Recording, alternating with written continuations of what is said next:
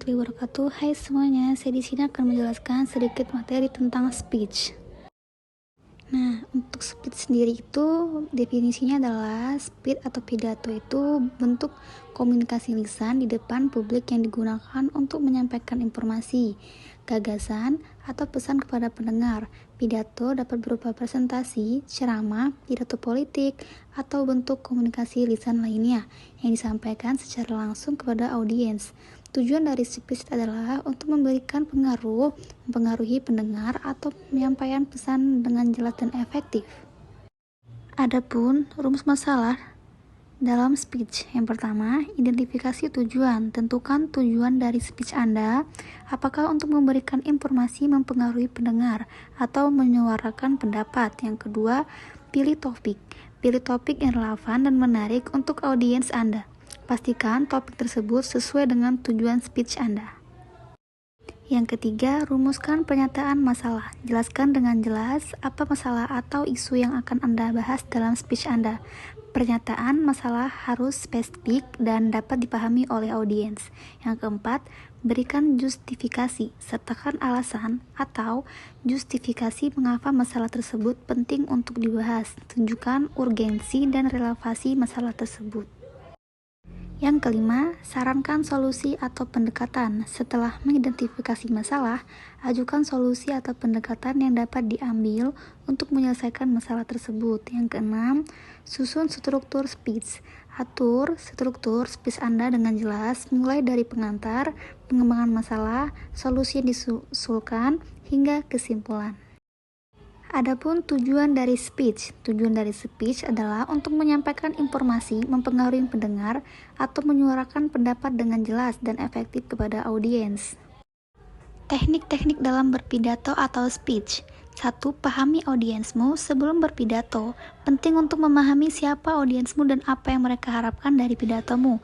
Ini akan membantu kamu menyesuaikan isi dan gaya pidatomu. Yang kedua, persiapan. Siapkan materi pidato dengan baik, latihanlah sebelumnya, dan pahami setiap poin yang ingin kamu sampaikan. Ini akan membantu kamu merasa lebih percaya diri saat berbicara di depan orang ramai. Yang ketiga, penggunaan bahasa tubuh. Bahasa tubuh yang baik dapat meningkatkan efektivitas pidatomu. Kontak mata, gestur tangan, dan postur tubuh yang baik dapat membuat pidatomu lebih menarik. 4.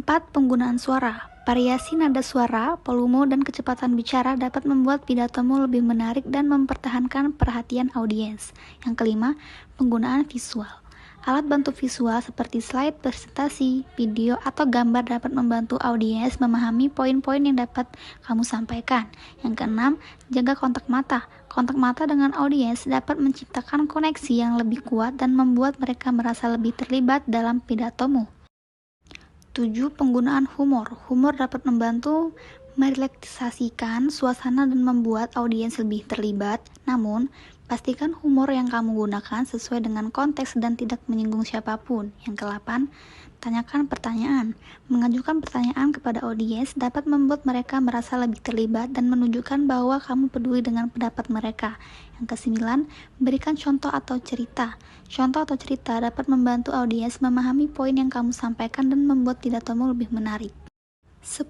Tutup dengan kuat. Akhiri pidato adalah kesempatan terakhir untuk membuat kesan yang kuat pada audiens. Jadi, pastikan kamu menutup pidato dengan poin yang kuat atau pesan yang menginspirasi.